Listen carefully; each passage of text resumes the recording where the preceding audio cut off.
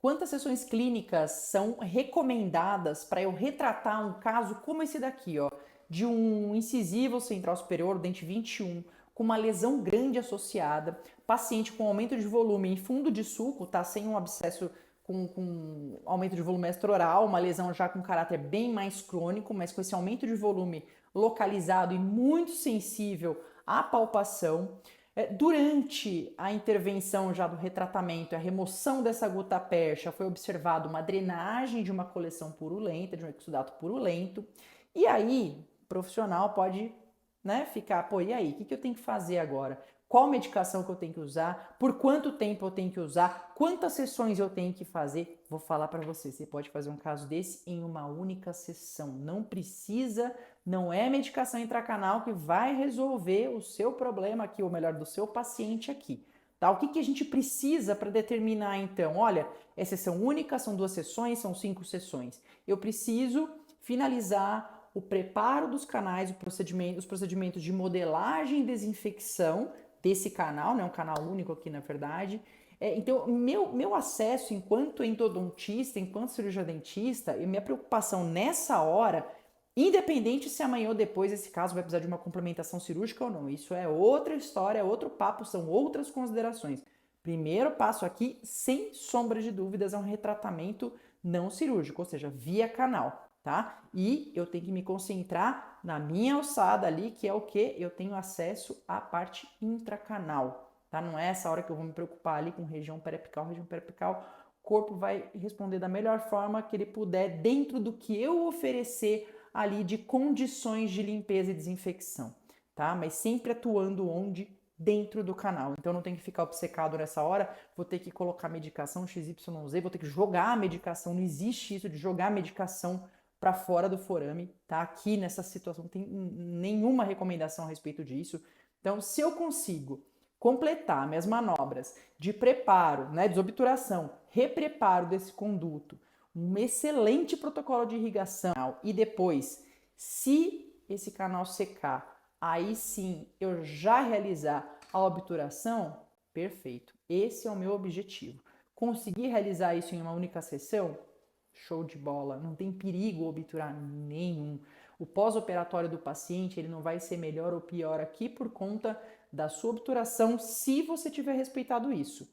Preparou o canal direito e ele secou. Então, se obturou aí, show de bola. Não vai ser a questão de você ter deixado com medicação intracanal ou ter obturado com, né, gutapercha, cimento endodôntico. Você pode ter certeza, se o paciente tiver dor pós, uma dor muito além pós, vai ser por conta de questões ali durante o preparo, uma extrusão maior de debris, por conta, às vezes, especialmente num caso como esse, que ele tem um forame aqui mais amplo, esse forame chegou aqui, né, uma lima 80, então você fala, poxa vida, aqui se torna muito mais cuidadoso o meu protocolo de irrigação, por exemplo, para, né, logicamente um preparo, um repreparo no sentido coroápice, seguido e acompanhado de um protocolo de irrigação extremamente cuidadoso para eu minimizar extrusão de porcaria pela região periapical, porque daí vai doer, pode ser com medicação intracanal, pode ser com obturação, vai doer do mesmo jeito, tá?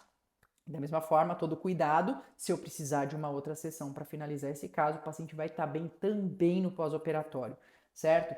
E a gente tem que lembrar o seguinte, né? Eu lembro muito do meu querido professor Alexandre Zaia, que dizia o seguinte, né? A questão da exudação, do que você tem ali de secreção saindo às vezes no conduto, fala, poxa, isso aqui não é infinito, né? Ele é finito. É claro que às vezes dentro de um tempo que você estipulou para você daquela sessão com aquele paciente, pode ser que você não consiga secagem dentro do que foi ali o planejado, tá? E eu vou falar para vocês, isso na clínica no dia a dia é assim, são casos excepcionais, são casos assim, uma porcentagem muito baixa, onde realmente você fala, putz, isso aqui não secou num caso como esse, e aí sim eu vou deixar uma medicação intracanal, que só para você saber, já que eu deixaria nesse caso clorexidina 2% gel, só, né, vedado sempre com resina, no selamento coronário, e agendaria o paciente dali uma semana para daí sim dar continuidade, já possivelmente aí já pensando na obturação, numa secagem e obturação dos canais, certo?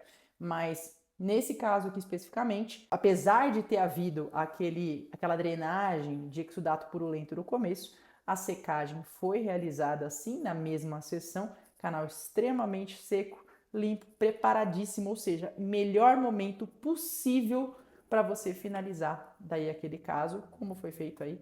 Então, caso obturado, paciente pós-operatório tranquilo, né? Estava com aquela dor, a palpação no pré-operatório, que inclusive reduziu no pós, em função até mesmo dessa drenagem via canal que reduziu muito provavelmente a pressão que ele sentia aí nessa região da lesão com esse exudato mais purulento, né, caracterizando ali um processo agudo acontecendo no meio dessa lesão aí, dessa rarefação óssea, certo? Então agora, no caso, Proservar, né, o dente 22 apresenta ainda alguma resposta ao teste térmico, apesar dele estar ali num limite que nessa hora ele pode estar iniciando algum comprometimento mesmo, às vezes até mesmo pela pressão que essa lesão exerce ali na região de feixe vasculo nervoso, né, num primeiro momento, e o acompanhamento, né, a preservação vai permitir que a gente tome, né, e o paciente, lógico, ciente disso, né, nas preservações que podem ser trimestrais, semestrais, né, ou no mínimo anuais,